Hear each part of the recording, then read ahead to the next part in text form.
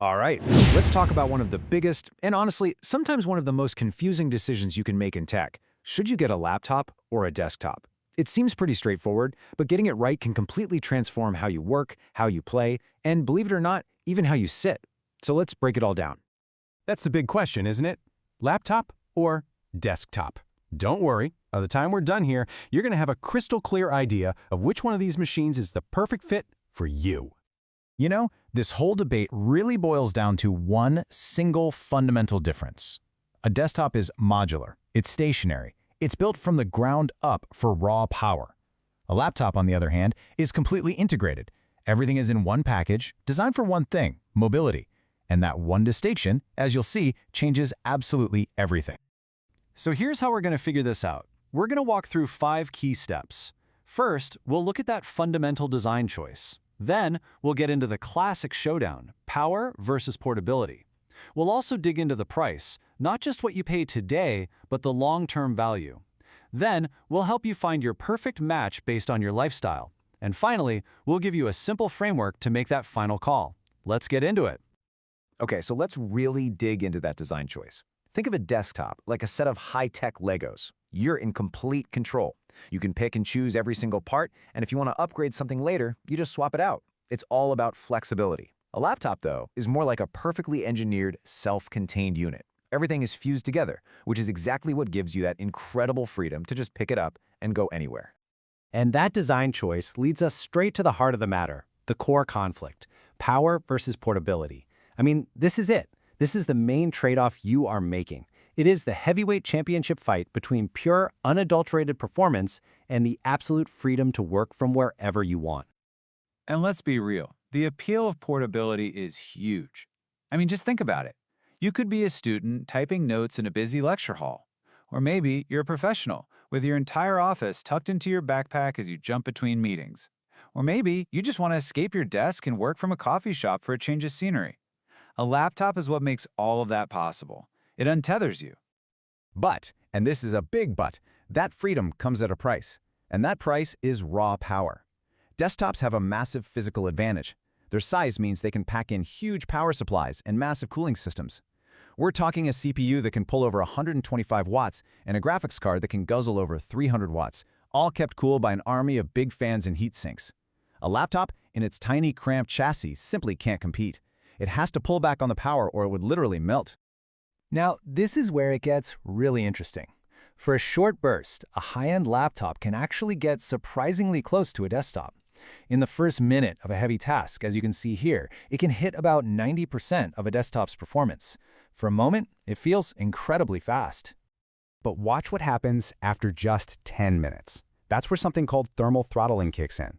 The laptop gets hot, and to protect itself, it has to slam on the brakes, dropping its performance down to around 65% of its potential.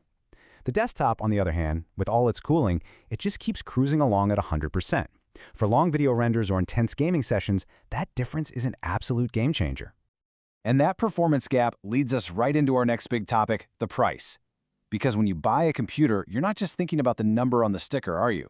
You have to think about the long-term value. So, to make this really concrete, let's just pick a number. Let's say you've got a budget of $1,500. What can that get you in the desktop world versus the laptop world?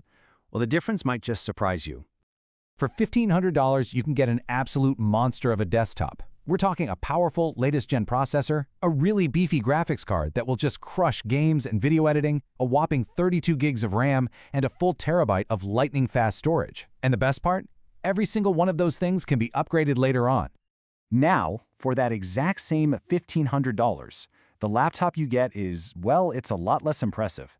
You're looking at a mid-range processor, graphics that are either built-in or just entry-level, half the RAM, and half the storage. And those upgrade paths? Yeah, pretty much non-existent.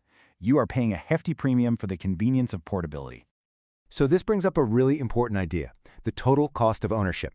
Desktops don't just give you more power for your money up front, they're also way cheaper to maintain.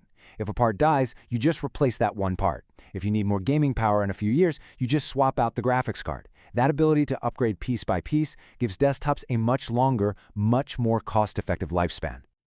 Okay, so we've talked tech specs, and we've talked money. Now it's time to talk about the most important part, you. This section is all about finding your perfect match by aligning the machine's strengths with your actual day-to-day life. And this table breaks it down pretty clearly.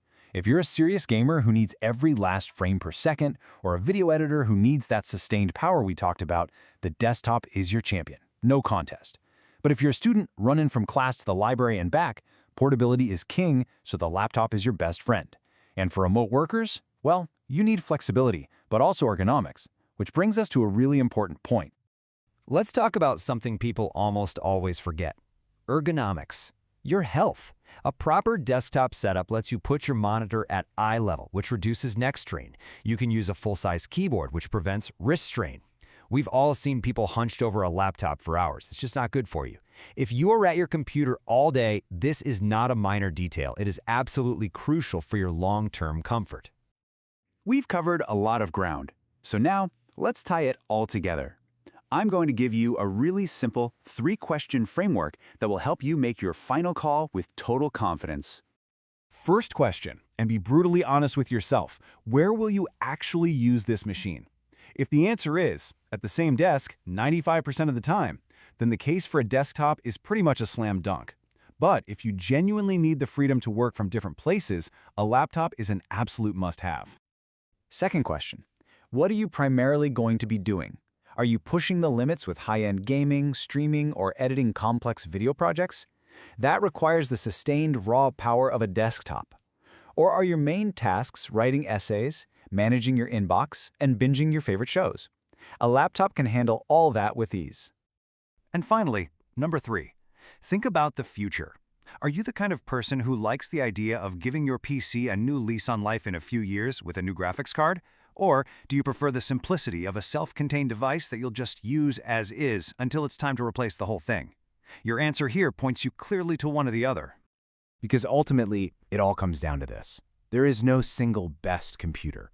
The real question isn't about which machine is technically superior, but about which machine is the perfect tool for your specific needs, your budget, and your life.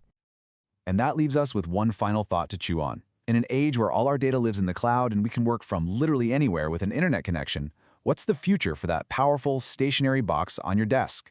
Is it a relic of a bygone era, or is it a timeless testament to the enduring need for raw, uncompromising performance? It's a question that's going to shape how we all work and play for years to come.